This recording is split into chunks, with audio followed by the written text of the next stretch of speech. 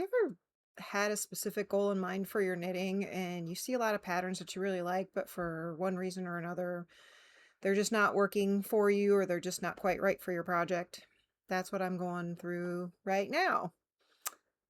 I'm an average knitter and I'm always working to build my skills, expand my skills. One of my goals this year is to hand make more of my wardrobe. I'm a massage therapist, so I have some very specific criteria for my wardrobe. And the first one would be the neckline. I don't want to have anything too plungy or deep. I don't mind a V-neck, but it just can't come too low for appropriateness. Number two, but it's not as strict, is I do like a little bit of the tops of my shoulders covered. And number three is I can't have anything way oversized, big and boxy. s- So as I'm leaning over working with clients, that it's just not dragging all over them. Top I have on now, I knit last summer and I do really like it. I'm going to show you a picture of it. I got it from a Barocco pattern book that I got from a local yarn shop. And it is, I believe it's called the Imperialis. Here it is. I like it very much. I was really drawn to it because of the texture. I knit this in Iris, the Barocco Iris, which is plant-based fiber. That's another one of my goals is I really love knitting with wool and alpaca, but I wanted to knit some summer garments and I want to challenge myself to start knitting with some different fibers. So I met that goal last year by knitting this top. So this top does meet some of my criteria, but the criteria it does not meet is that from the bust down, it is huge. I think I knit the size that was like a 43 3/4 or 43.5 bust. My bust at the largest point measures at 40 or 41, but you can see how big it is. Now, in my research, and please tell me if you find this to be true as well, that bottom up pieces sometimes get big at the bottom or start big at the bottom. I was pretty careful. I thought that I got gauge. I still like this and I will wear it, but I won't wear it to work because it's just way too big and oversized. Um, so anyway, this t-shirt meets a lot of my criteria, but I won't be wearing this to work. The other thing that cuts it out is that it's got these little eyelety holes.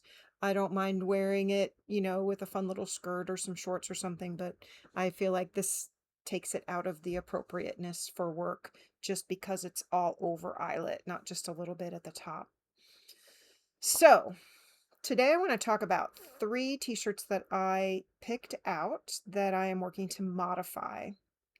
And I'm hoping you can give me a little feedback, give me your opinions on how I'm doing or if I could go about doing things a little bit differently. So, as I was looking into shaping garments, I thought I wanted to do some waist shaping. One thing, it's not technically waist shaping, but one way you can shape the garments is to add bust darts on the side. And I am not a math girl. And I'm telling you, I picked out these 3 patterns. They are all a little bit different gauge and they're all in different needle sizes. And they have a slightly different bust measurement for the size that I picked. And it's gotten me a little bit confused at times. But I did it to myself anyway. So I may go to bust darts for some shaping of my garment at some point, but not right now.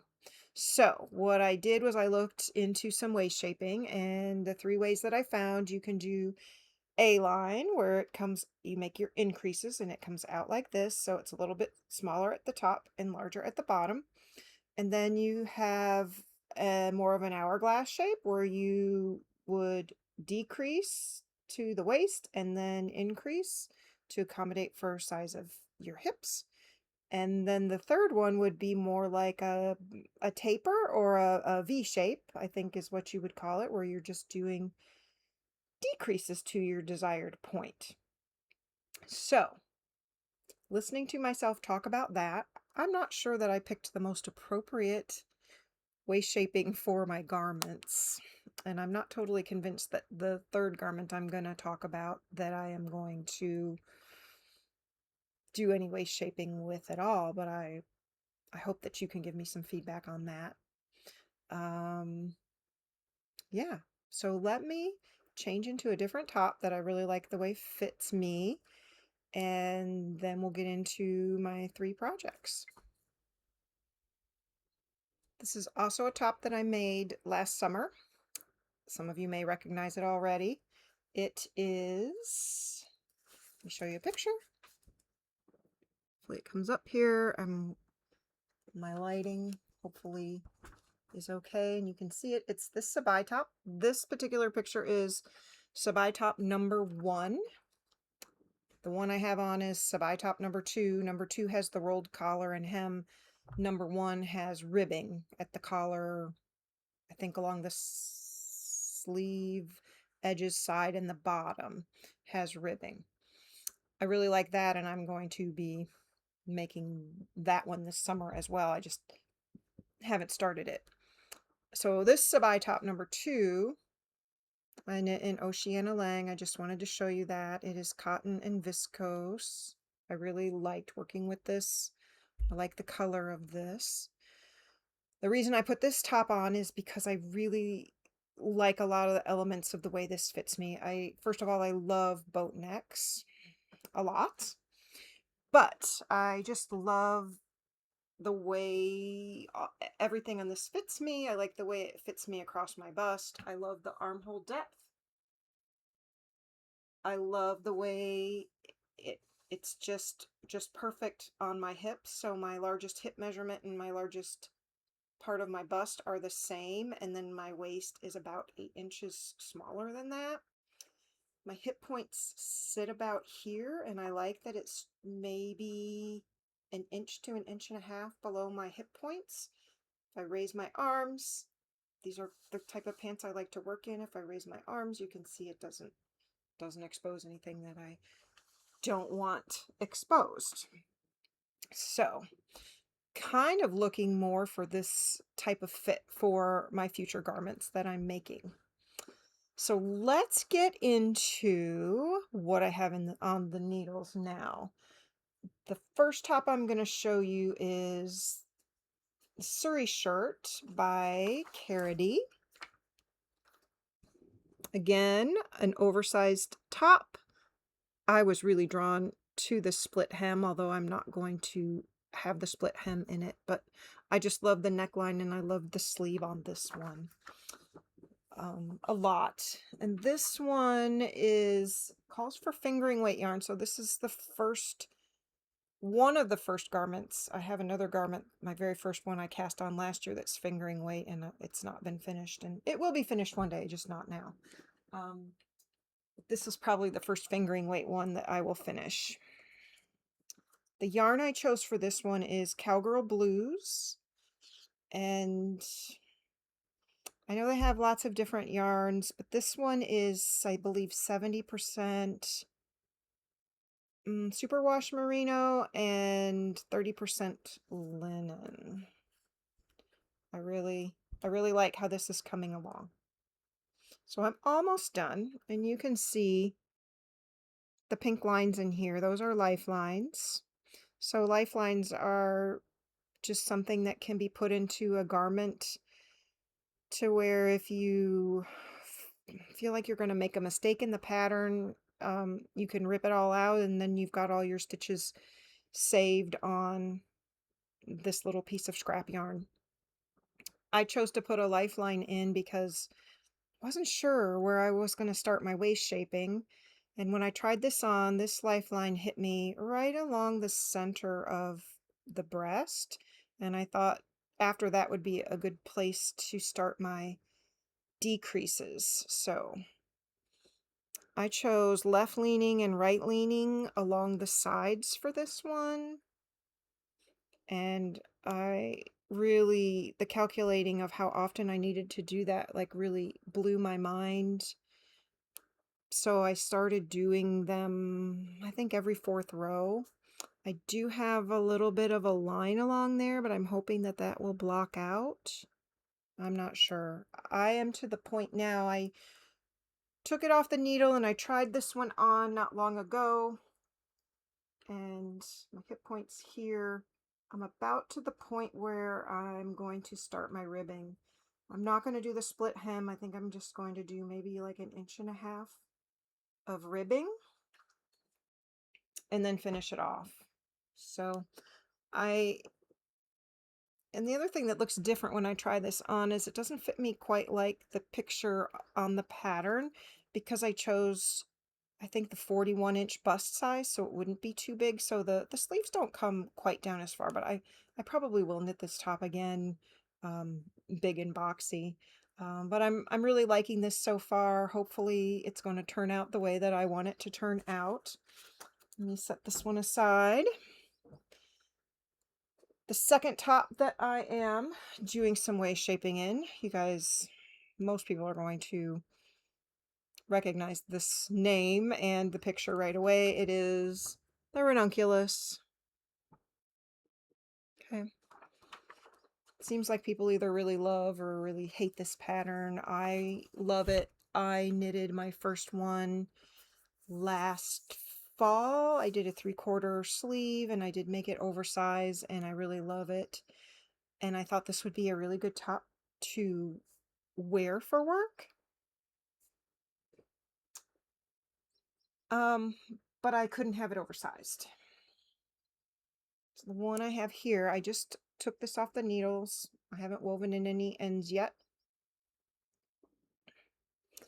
I did a very narrow hem. I did a more of what they called for the pattern, which was like around 3 inches of ribbing, and I did that and I really did not like the way that looked. The other thing I did a little bit differently than the previous shirt, the Surrey shirt that I showed you, I did left leaning and right leaning decreases on one or the other side, and this one I did a single central decrease, so you can see there is a little bit of bumpiness or a roughness to the fabric, and I guess I hope that that blocks out. This I knit with Cascade Noble Cotton. It's DK weight, so I really changed up the gauge for this one. This is typically knit on a 10 or a 10.5-inch needle, and it was going to leave the fabric too open and holey down here, so I really liked the fabric in my gauge swatch with a US size 8 needle, so that's what I chose. And then I went to there's some graphing in the pattern where it's all in a grid, and I took my gauge and I hope the calculation, I did the calculations right. I looked at the amount of stitches in the gauge and then what that would give me for my bust circumference, and it gave me a 40 or a 41. So I just tried this on. I really like it. I think it's going to block out beautifully, and oh my gosh, do I love pink. I just really love pink. One of my favorite colors. I love red and pink. So anyway, that is this one. So this one, I'm ready to weave in ends and block it. The third t-shirt I am going to show you is a pattern by Le Knit. It is the plain yoke tee 22. It's oversized, but not crazy oversized. It has a rolled collar, the sleeves are rolled, and the bottom is rolled. It is a circular yoke. Again, I am knitting it with the Cascade Noble Cotton. Let me grab the project. And doing it in this really beautiful deep red. So this is how far I've gotten. I've split for the sleeves. I have about 2 inches that I've knit 2 inches that I've knit here, and I think I have about 8 inches left before I'm going to cast off. But based on trying my ranunculus on earlier today, I like the way it's fitting me. I'm thinking that I might not decrease this one at all and see how it ends up fitting me. I think that that's what I might try to do with this one. Kind of take the headache of the decreases out of it. But I don't know. I guess I'll knit a little bit more on this, and then I probably will try it on and see how I like it. I don't know. So that's where I am, learning how to do some waist shaping. Those are my 3 projects. If you guys have any suggestions or advice or comments, I think when I get all of these done, I will come back and let you know. Oh, another thing I wanted to tell you about this red one. I thought when I first cast this on, I completely finished this, and I completely frogged it. I cast on, I think, the bust circumference of 43. I'm probably getting my number wrong. 43, and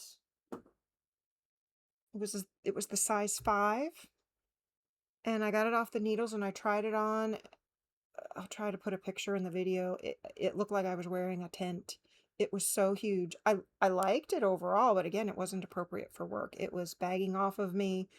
I think I don't know if I used 3 or 4 skeins of yarn. I used every single bit of them, and it looked like it was cropped, so it was too short, and I just knew I wasn't going to wear it. So I frogged it and I cast it on again. And then I actually went down to their size 4, which I think is a bust circumference of 40 or 41. And I did try it on right when I split for the sleeves, and I think it's much more appropriate. So anyway, that's where I am with learning how to modify some patterns, taking a chance modifying some patterns, taking a chance starting a YouTube channel, and seeing if I can build a little bit of community for myself. If you read a little bit more about me in my comments that describe my channel, I do about 90% knitting, and then the rest would be cross stitch. I really got back into some embroidery, and I love it and would love to start embroidering on some denim. I also do some macrame. I do a little bit of jewelry making. I made these earrings. I love them. I always wanted a feather pair, and a few years ago, I'm like, I don't know why I don't learn how to make them. So I'll probably be sharing some more videos of some other things that I really enjoy doing, but a lot of times just talking about what's going on, what I'm doing, and any problems that I need help solving. So I hope that you come back and see how my 3 summer t-shirts turned out, and I hope all of you are doing a lot of happy making of things.